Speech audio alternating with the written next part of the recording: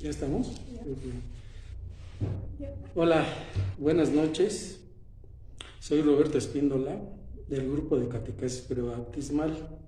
Les agradezco que me acompañen, que nos acompañen en esta última de las pláticas que nuestra parroquia de San Vicente Ferrer ha venido ofreciendo a la comunidad durante este periodo cuaresmal. Les digo que les damos la bienvenida porque aquí tengo a Katy, que no se ve, pero que me está apoyando aquí con el equipo. A Katy hasta un poquito. Bueno, si te parece bien, antes de iniciar, Katy, ¿oramos? Sí, claro que sí. Ya sabes que siempre tenemos que empezar con nuestra oración al Padre. Muy bien. Demos gracias a Dios que nos reúne para darse a conocer y pidámosle que esta plática nos deje los frutos espirituales de su perfecto amor. Padre nuestro que estás en el cielo, santificado sea tu nombre. Venga a nosotros tu reino. Hágase tu voluntad en la tierra como en el cielo. Danos hoy nuestro pan de cada día. Perdona nuestras ofensas, como también nosotros perdonamos a los que nos ofenden. No nos dejes caer en la tentación y líbranos del mal. Amén. Acerquémonos también al amor de nuestra Madre María y digamos: Dios te salve María, llena eres de gracia, el Señor es contigo. Bendita eres entre todas las mujeres y bendito es el fruto de tu vientre Jesús. Santa María, Madre de Dios, ruega por nosotros pecadores, ahora y en la hora de nuestra muerte. Amén. En el nombre del Padre, del Hijo y del Espíritu Santo. Amén. Hay que hablar más. Bien, antes de entrar al tema de hoy, quisiera destacar y dedicar unos minutos a manera de resumen de algunos aspectos interesantes que me llamaron la atención de las pláticas anteriores. Por cierto, todas ellas muy interesantes. Recordemos que Cuaresma es este periodo de 40 días que inicia el miércoles de ceniza y concluye con la Pascua. Cuaresma es un tiempo especial de oración, de reflexión, de ayuno y de diagnóstico, de preguntarme cómo va mi vida para poder saber qué es lo que tengo que cambiar en mi relación directa con Dios y sobre todo con mi prójimo. Es como hacer un corte de caja. Entonces, es tiempo de misericordia y de conversión. Es decir, cambio en mi ser más profundo, cambio radical de actitud. Y en este sentido, estas pláticas pasadas tienen aspectos relevantes que destacan y que merecen compartirse, ¿no?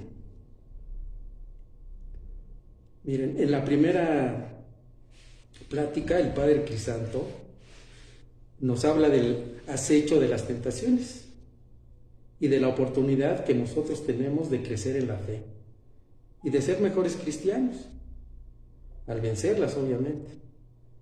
También nos habló del hombre que orienta todas sus energías en el poder, en el tener y en el placer, así como palabras separadas o compuesto, como en una sola frase: poder, tener, placer. Y sí, creo que esta es la característica principal del hombre contemporáneo, que se aleja de Dios, tal vez sin saberlo, y se ahoga en su propio hedonismo. Hay quien piensa que la fe es estar esclavizado a Dios. ¡Qué error tan grande! Lo que nos esclaviza es el apego a nuestras pasiones mundanas: el dinero, el poder, la fama, el sexo, y justamente el único que me libera de ellas es Dios, solo Dios. Por lo tanto, mientras más me abandono en Dios, más libre seré.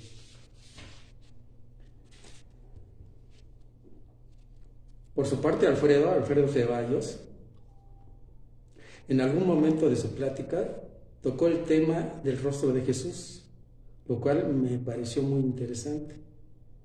Él nos decía, el rostro verdadero de Jesús no es el de una estrella de cine, sino el rostro sencillo del amor y su mensaje mismo.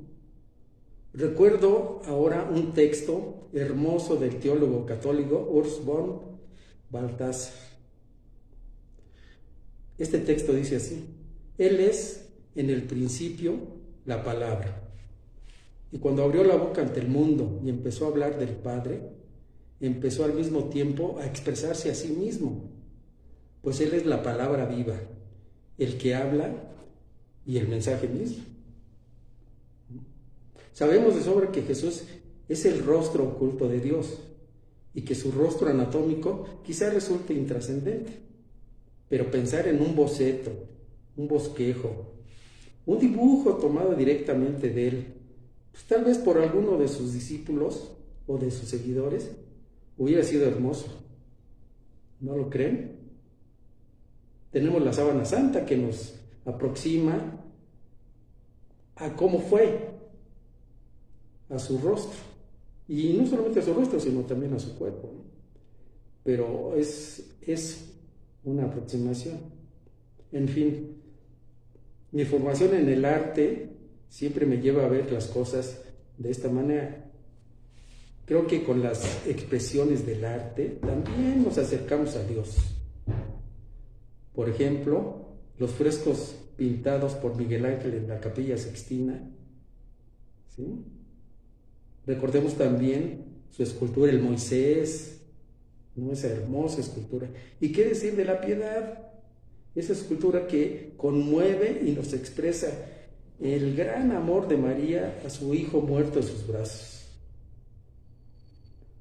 Otros tantos artistas como Murillo, el Greco, Rembrandt, el Caravaggio, y no solo en la pintura, sino también en las otras manifestaciones artísticas, como la música, la obra sacra de Bach, Vivaldi, solo por mencionar algunos.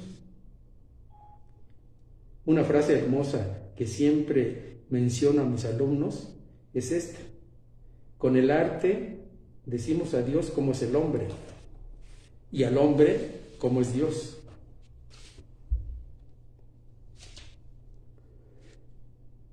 Posteriormente, Christie y dos de sus amables acompañantes, no recuerdo sus nombres. Jimena y... no me acuerdo de él. Bueno. Jimena era una de ellas. Bueno, las recordamos desde aquí, que nos hablaron de El celo de tu casa me devora, con testimonios de vida desde su labor parroquial en el comedor comunitario. Nos dicen que la familia es el primer templo donde se debe sembrar la semilla del amor y del deber de estar unidos para edificar y de ser templo vivo de Dios, abierto siempre al amor. No sé si... Y así es. Recordemos que el bautismo nos convierte en eso, en templo del Espíritu Santo. Y la confirmación lo ratifica. Tú síguelo. El Papa Francisco nos deja una frase hermosa: la alegría del amor que se vive en las familias es también el júbilo de la Iglesia.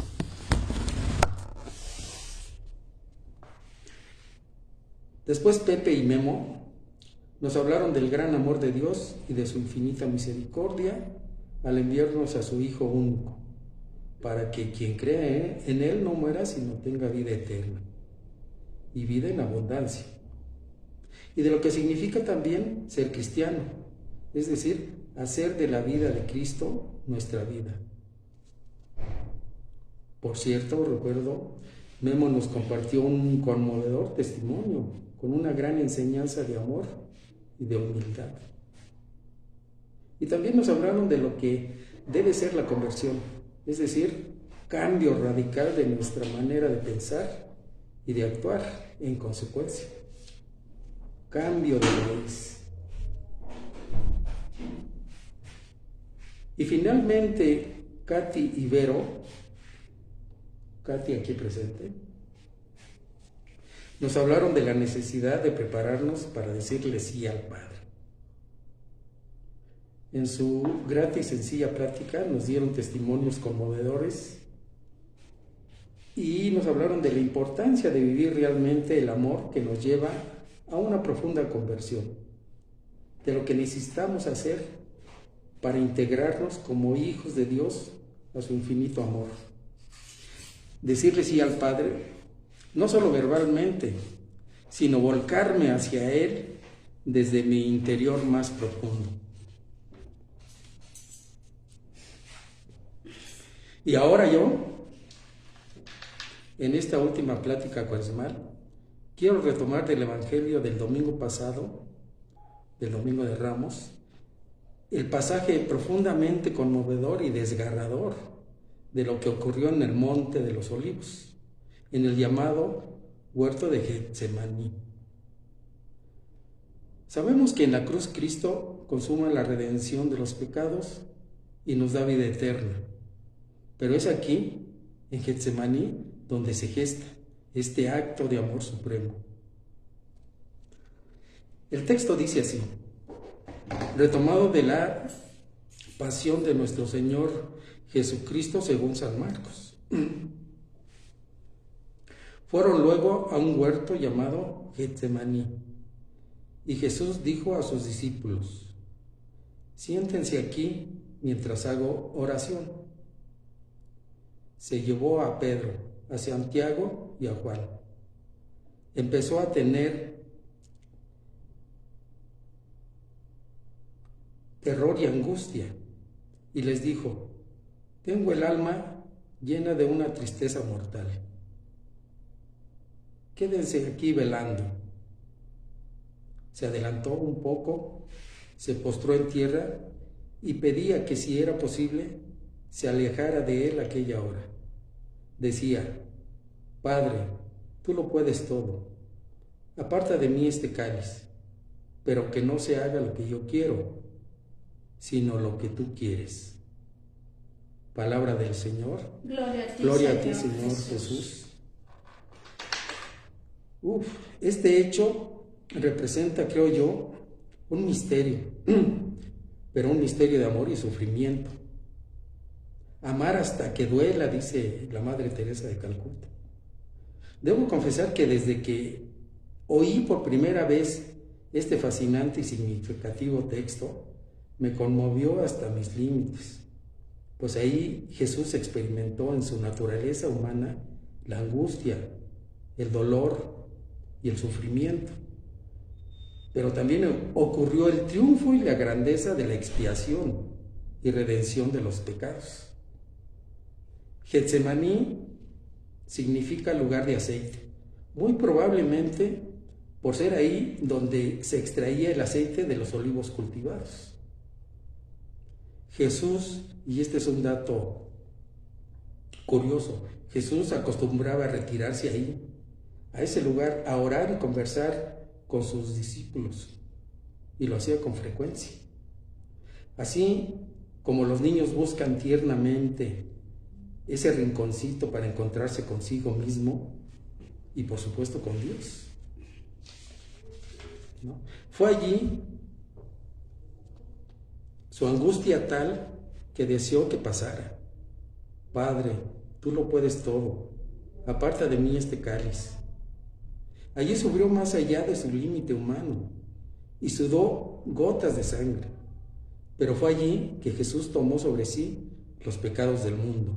Y fue allí que eligió, por amor y libremente, seguir la voluntad del Padre. Pero no se haga lo que yo quiero, sino lo que tú quieres. Pero no se haga mi voluntad, sino la tuya, como lo dice Mateo. En esta frase Cristo nos enseña la humildad, la obediencia, pero sobre todo la perfección de la fe. Y qué difícil, ¿no? Qué difícil a veces decir sí, lo que tú digas y no lo que yo quiera, ¿no? Es muy difícil. Jesús nos da este ejemplo, ¿no? Para nuestros momentos de debilidad. Esta es la parte que podemos rescatar, ¿no? Para nuestros momentos de duda, de sufrimiento, nos lleva a saber que yo, ser humano, criatura, soy hijo de Dios. No estoy solo. Tengo un Padre que me ama sin límite y que me da fuerza y valor como nadie. Fíjate que la vida a veces nos pone en dilemas. Todos lo hemos sentido. Donde no habrá otra opción que seguir y salir adelante, encarar nuestros miedos. Tendremos entonces que actuar con la fe de saber que Dios no nos abandona y que siempre está con nosotros, como nos lo enseña Cristo. Yo te lo mando, ánimo, sé valiente, no te asustes ni te acobardes, que el Señor estará contigo en todas tus empresas. Le dice a Josué en el Éxodo. La voluntad de Dios no te llevará donde su gracia no te pueda proteger. Es una frase que también, pues ya muchos conocemos, ¿no? Y aquí fíjense que tengo yo un testimonio. Todo esto me hace recordar. Allá hace algunos años yo tuve un problema de salud. Entonces me encuentro con el odontólogo, con el dentista, porque tenía yo un problema con una muela de la parte superior. Y entonces había que extraerla porque ya me dolía y aparte ya me molestaba muchísimo. Entonces fui pues con el doctor, con el odontólogo de confianza, un hermano de un muy amigo mío. Y entonces ya hablando con él y a base de una revisión, pues me dijo que él prefería sacarla, extraerla, pero a mí no me convencía, ¿no? Yo quería conservarla. Pues no sé exactamente por qué, pero yo quería todavía conservar esa muela. Después ya en el hecho mismo ya de la extracción, yo entendí por qué no quería extraerla. Y lo que pasa es que esa muela venía con las raíces muy enredadas, muy garigoleadas, muy unidas, ¿no? a la parte del hueso. Y entonces lo que ocurrió es que a la hora de la extracción hubo problemas y ocurrió lo que él temía, ¿no? Que a la hora de dar el jalón para extraerla, pues se vino con parte del piso del hueso maxilar, como me parece que ese es su nombre técnico. Ay, qué doloroso. Y entonces el problema de esto es que dejó un conducto, ¿sí? Entre la parte de arriba, ¿sí? Y ese conducto, si se llegara a dañar, ¿no? A contagiar, infectar, gracias. Si se llegara a infectar, pues imagínense, ¿no? Tendría repercusiones en la nariz, luego en los ojos, luego finalmente al cerebro. Eso ya me enteré yo después. Por eso es que no la quería extraer. Finalmente la extrajo y ocurrió eso que no queríamos, ¿no? Y entonces, pues bueno, pues ahí, con la preocupación. Ese mismo día, por la tarde, pues estaba ya con el otorrino, ya revisó lo que ocurrió y me decía que pues tenía que extraer, tenía que cerrar ese hueco, ¿no? Que se había quedado ahí. Entonces tenía que intervenirlo, ¿sí? En una operación ambulatoria, ¿no? Y que iba a tener un costo, y ese costo era alto, para ese entonces. Yo en ese entonces pues era estudiante de arte, ¿no? Y entonces, como todo estudiante, pues el dinero no es así como precisamente lo que nos sobra, ¿no?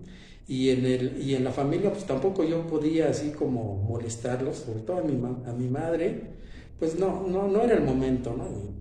Entonces no lo hice. Tenía ahí por ahí algunos ahorros y con ello pues más o menos, ¿no? El doctor muy sensible, muy buena gente, por cierto, muy humano, ¿sí? Además de preparado, me decía que me daba la opción de pagarle en pedacitos, por así decirlo. Esa es la palabra que él utilizó, en pedacitos, ¿no? Entonces, pues ya ocurrió la operación, todo esto salió muy bien y demás, y en una de estas revisiones ya posoperatorias, ¿sí? Con una camarita, que todavía me acuerdo, viendo estas imágenes que tomaba esta camarita que me iba siguiendo por la encía para ver cómo iba cicatrizando, pues en realidad yo veía imágenes abstractas, ¿no? Muy parecidas a mis pinturas. Y entonces lo que ocurrió es que expresé muy espontáneamente que una de esas imágenes se parecía a una de mis pinturas. Y entonces él le cayó así como por sorpresa, ¿no? Se sorprendió, me dice, ¿usted pinta? Y entonces empezamos ya a platicar en ese sentido, porque no sabía, ¿no? Y ya con un poquito más de confianza, ¿sí? Estuvimos hablando y resulta que él le gustaba mucho el arte, era coleccionista de arte.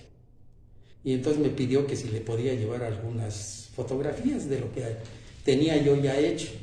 Por supuesto que se las llevé. Y en una segunda entrevista con él, al mostrarle las pinturas, le gustaron, y le gustaron mucho. Para no hacer el cuento largo, ¿sí? Le gustaron tanto que me compró 3. Y entonces se voltearon los papeles. Ahora él te debía. Ahora era el que me debía. ¿Ven? Y yo durante mucho tiempo, ya después de todo esto, yo me quedé con la idea de decir, qué buena suerte tuve, ¿no? Qué afortunado fui. Pero al conocer más a Dios, claro, ¿sí? Ahora entiendo, ¿sí? Lo que ustedes seguramente ya están intuyendo, ¿sí? No fue buena suerte, ¿sí? Fue Dios que estuvo siempre ahí y siempre está con nosotros, aunque a veces no sepamos, ¿sí? Ciertamente de qué manera, ¿sí? Pero siempre nos da las cosas, siempre, en eso consiste la fe. Sí, y nos las presenta en las gentes en las que menos pensamos, en las situaciones en las que menos creemos, pero siempre está ahí presente. Yo creo que lo importante es, en este camino de la fe que tú dices, es de veras creer que ahí está, ¿no? Y creer que Él siempre está con nosotros para que entonces podamos ver en todas estas situaciones su presencia, y a lo mejor no es lo que quisiéramos, porque cuántas veces es, híjole, pues yo no quería esto, pero bueno, ¿no?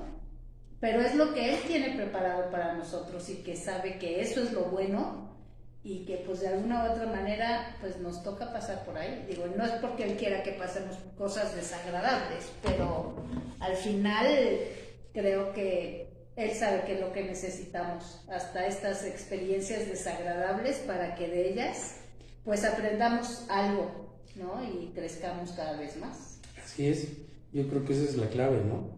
Que siempre está ahí con nosotros. Y es que en el devenir de la vida siempre encontramos 2 aspectos, ¿no? Momentos de prosperidad, de claridad, de tranquilidad, que nos permiten ver las bondades de Dios.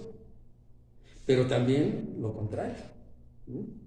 Cuando tenemos dificultades, incertidumbres, penas, y es aquí donde nuestra fe parece tambalearse, como dices tú. Sí. ¿No? Resquebrajarse, ¿no? Cuando dudamos, ¿no? Y decimos cómo Dios puede permitir que yo viva esta situación desagradable en mí, y entonces a veces podemos enojarnos y estar sentidos y decir, reclamar, ¿no? ¿Por qué tengo que vivir estas situaciones? Pero yo creo que Dios nunca nos da malas situaciones. Yo creo que las malas situaciones vienen de nuestras malas decisiones, ¿no?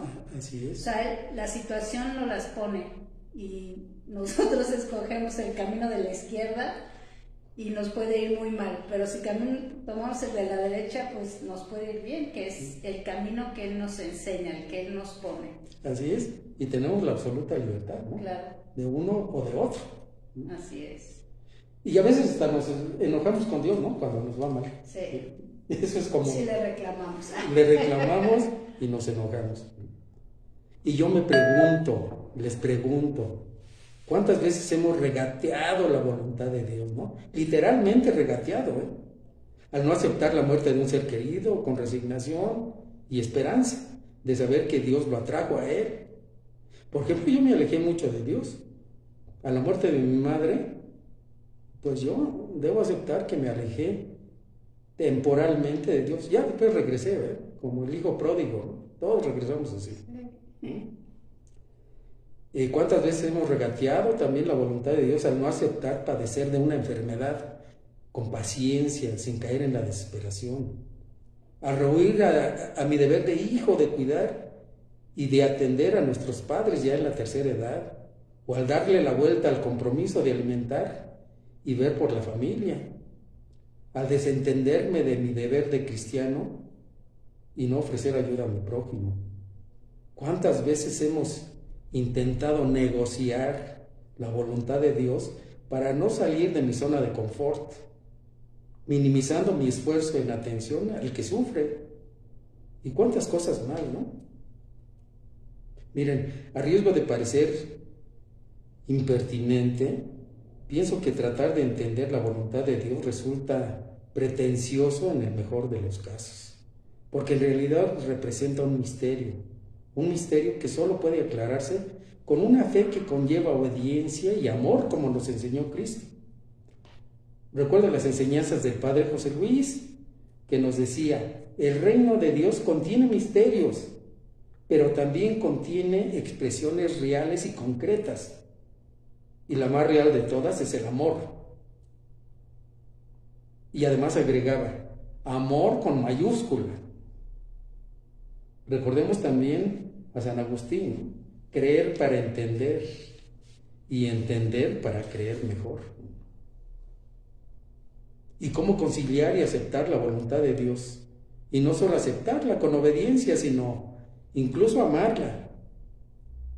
Pues creo yo que con la fe y obediencia que Cristo nos ha enseñado.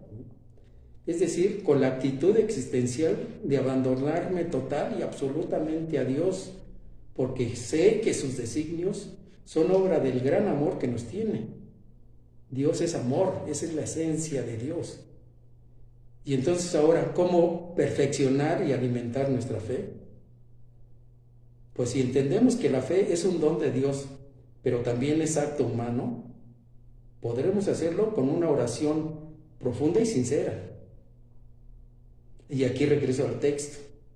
Jesús dice a sus discípulos, siéntense aquí mientras hago oración.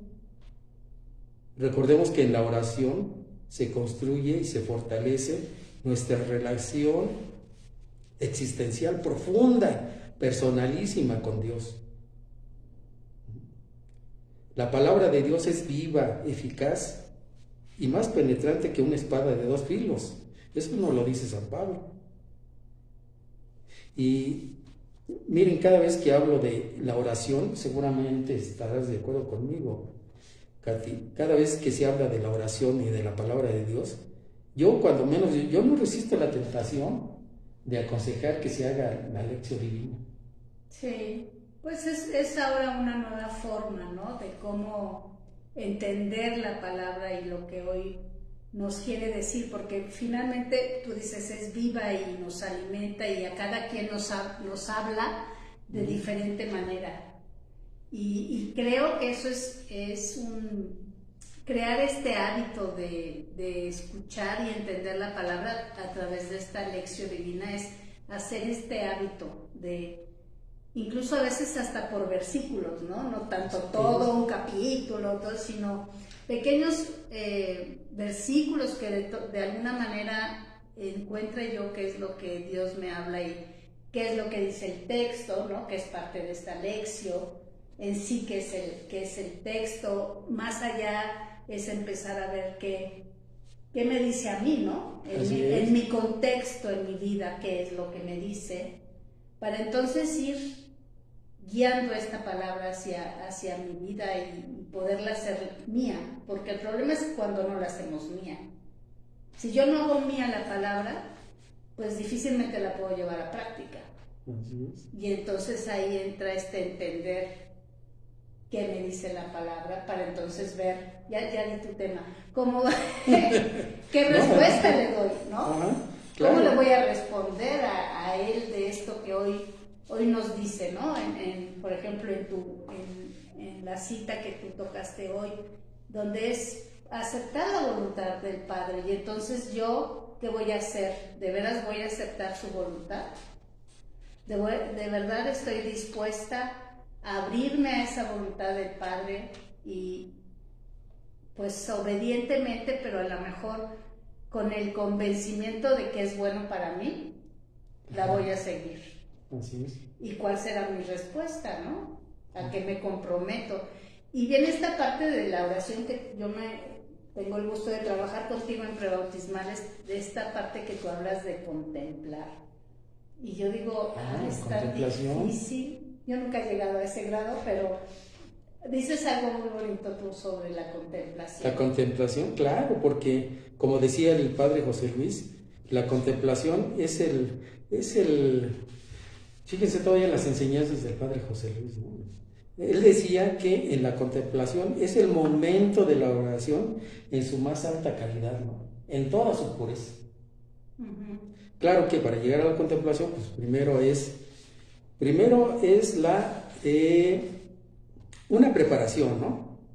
Es decir, me pongo en presencia del Espíritu Santo, ¿sí? Se hace una lectura, ¿sí? Allí nos habla el corazón, fíjate. Luego se reflexiona profundamente sobre lo que me dice, ¿no? Y luego, sobre lo que me dice, ¿sí? Yo ya le respondo a Dios, que es lo que tú mencionas, ¿no? Que solamente yo le puedo responder, yo solo tengo esa respuesta muy propia, cada quien va a tener una respuesta, ¿no? Porque a uno de nosotros nos va a decir cosas distintas, ¿no? Sí, aquí dependiendo del contexto y del contexto de cada una de las personas que hoy nos ven, sí. Pues cada quien tiene su situación. Ajá, y aquí es justamente donde se da la oración y finalmente la contemplación, ¿no? Y es aquí cuando ponemos a Jesús aquí en el centro de nuestros corazones, ¿no? Ahí justo con los 5 sentidos, ¿no? Con toda mi totalidad existencial. Y si además a esto agregamos lo que nos enseña Santo Tomás de Aquino, fíjate qué bonita frase, ¿no? Dar al otro lo contemplado. Wow. No, pues ya, qué maravilla, ¿no? Sí. Qué experiencia tan maravillosa. Compartir, ¿no? Porque yo creo que ya en la contemplación ya a veces no es necesario ni siquiera hablar, ¿no? Ya estás sientes esa presencia de él en ti y en tu vida. Sí es. Y como esa yo creo que es una de nuestras grandes responsabilidades y compromisos como hijos de Dios, poder compartir eso, ¿no? Porque no es nada más compartir palabras y consejos, sino yo creo que lo más importante que debemos compartir son nuestra experiencia, esas experiencias de nuestras vidas, de la presencia del Señor, que nos dan esta alegría y que hoy nos hacen estar aquí todos los días, trabajando en nuestra fe, trabajando para Él y que nos llenan el alma, ¿no? Así es, son testimonios, ¿no? Sí. Testimonios reales, ¿no? Testimonios profundos, ¿no? Que se nos quedan. Dios nos sella con esos testimonios, sí. ¿no? Para darle gloria finalmente, ¿no? Y miren, además de la oración constante y permanente, también la celebración de los sacramentos, Katy, también nos ayudan a incrementar nuestra fe, ¿no? Alimentarla, sobre todo la Eucaristía y la confesión, ¿no? La Eucaristía es donde se une el cielo y la tierra. Qué bonito es ese frase. Donde el cuerpo y la sangre de Jesús adquieren su más alto grado sacramental, de infinito y perfecto amor. Oculto a los ojos, pero pleno y luminoso en mi interior, ¿no? Y la confesión también es otro de los sacramentos que nos llevan, ¿no?, a engrandecer nuestra fe. Ahí es donde Cristo mismo me escucha, perdona mis pecados y me recibe como al hijo pródigo, ¿no?, con júbilo de conversión, ¿no? Claro. Y que nos sana, ¿no? Yo creo que este sacramento nos sana y nos va preparando constantemente en este caminar, en esta conversión, porque pues no es de que yo me confesé una vez y ya, ¿verdad? Ojalá fuéramos tan buenos y tan perfectos, pero realmente no lo somos. Y todos los días tenemos que estar trabajando, y creo que la reconciliación que hacemos con el Padre, porque para mí es más reconciliarme con Él en esta gracia que Él me ha dado por ser hija suya, y cómo mantener esta amistad y esta comunicación, ¿no?, que me hace estar en sintonía, que ese es el chiste, ¿no? Así es. Porque si estoy en sintonía, entonces yo digo que es este gran canal de luz y de amor que tenemos con Él, y que nos hace, ¿no?, aceptar su voluntad, confiar en lo que Él me quiere dar, ¿no? Entonces creo que es sumamente gratificante para ambas partes. Así es. Y revelador, ¿no?, también. Pues también practicar la piedad popular, ¿no? Y sobre todo las obras de fraternidad, ¿no? También todo esto, ¿no? La fe sin obras no sirve de nada, ¿no? Es como un cadáver, nos dice el apóstol Santiago. Pues así todas estas prácticas nos llevan a vivir una fe a plenitud, una fe de entrega y de compromiso con las enseñanzas de Cristo para hacer nuestra la voluntad de Dios, y con ello pues darle gloria.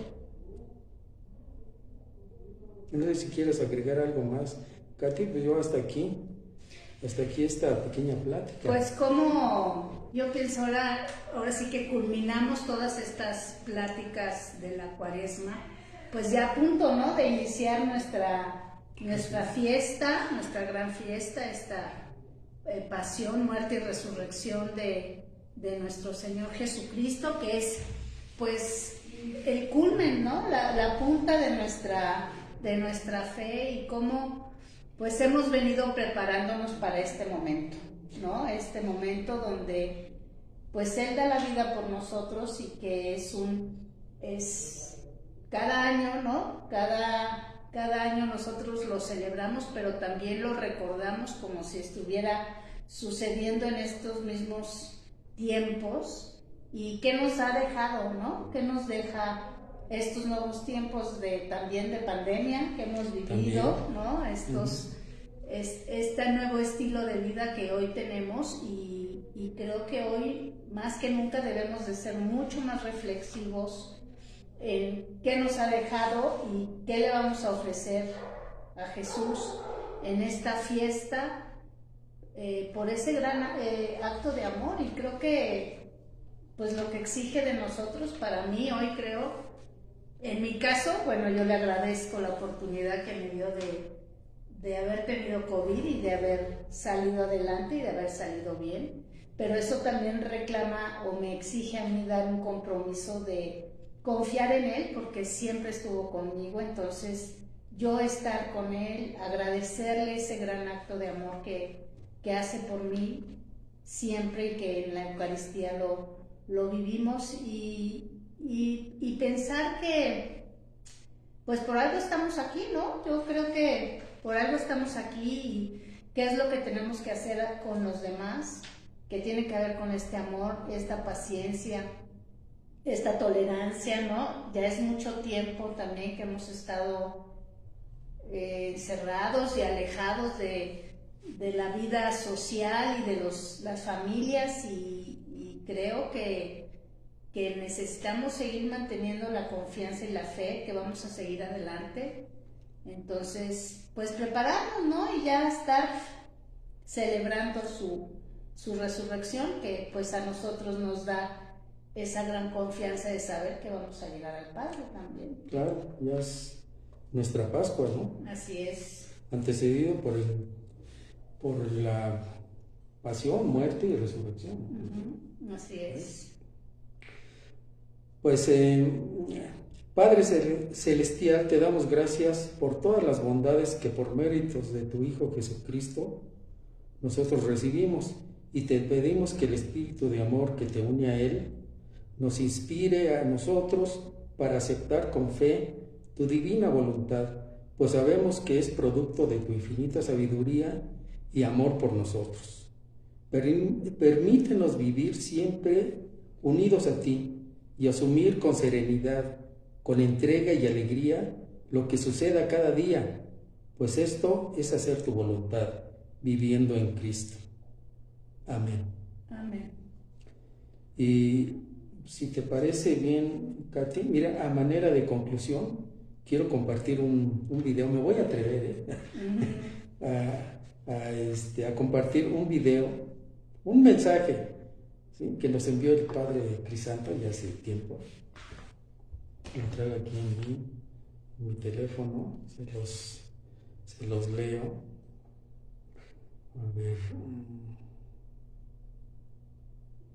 A ver, dice así, es un mensaje que nos envió, repito, el padre Crisanto, que tiene un tinte, ¿cómo decir? Tiene un tinte simpático, pero que al final nos deja una conclusión esperanzadora, ¿no? Un mensaje pero muy bonito.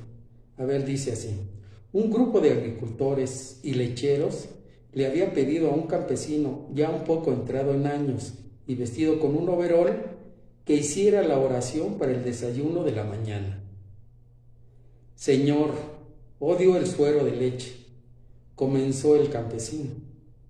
Un sacerdote visitante abrió un ojo para mirar al campesino y preguntarse a dónde iba con esto. El campesino proclamó en voz alta: Señor, odio la manteca de cerdo. Ahora el sacerdote estaba cada vez más preocupado. Sin perder el ritmo, el campesino continuó: y Señor, sabes que aborrezco la harina blanca cruda. El sacerdote, una vez más, abrió los ojos y miró alrededor de la habitación y vio que no era el único que se sentía incómodo. Entonces el campesino agregó: pero Señor, cuando los mezclas todos juntos y los horneas, me encantan las empanadas frescas. Entonces, Señor, cuando surgen cosas que no nos gustan, cuando la vida se pone difícil, cuando no entendemos lo que nos estás diciendo, ayúdanos a relajarnos y esperar hasta que hayas terminado de mezclar todo eso. Probablemente será incluso hasta mejor que las empanadas. Amén. Así sea. Así sea. Dentro de esta oración, ya termina diciendo, dentro de esta oración hay una gran sabiduría para todos cuando se trata de situaciones complicadas, como las que estamos viviendo hoy en día, ¿no? Manténganse fuertes, mis amigos, nos dice, porque nuestro Señor está mezclando varias cosas que realmente no nos gustan, pero algo grande y bello está por venir cuando Él termine de mezclarlo todo. Así es. Entonces, pues ánimo, es un mensaje pues muy bonito, ¿no? Y pues no sé, Katy, yo quisiera recordarles también que va a haber una serie de pláticas pascuales. Exactamente, sí. ¿No?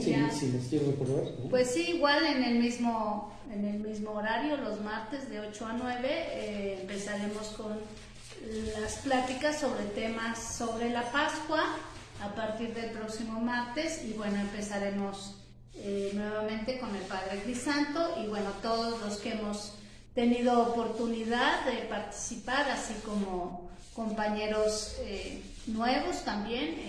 La verdad es una gran experiencia para nosotros poder compartir con ustedes pues nuestras experiencias y sobre todo pues saber cómo vivimos nosotros este tema. Entonces pues, no sé, Roberto, ¿quieras ya Pues terminar, no, cerrar ya. con algo? No, pues nada más.